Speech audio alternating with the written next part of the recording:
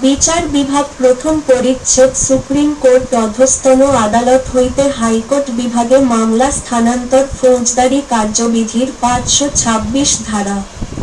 High court বিভাগের নিকট যদি প্রতীয়মান হয় যে উক্ত বিভাগের কোন অধস্তন আদালতে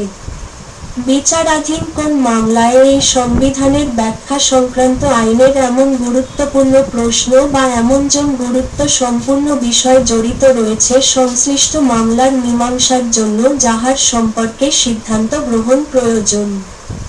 তাহলে হাইকোর্ট বিভাগ উক্ত আদালত হইতে মামলাটি প্রত্যাহার করিয়া লইবে এবং ক স্বয়ং মামলাটির মীমাংসা করিবেন এবং খ উক্ত প্রশ্ন সম্বন্ধে হাইকোর্ট বিভাগের রায়ের নকল সহ যে আদালত হইতে মামলাটি প্রত্যাহার করা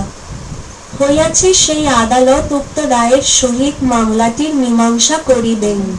আ ক বি প্র বি বোবরা -৮১০০।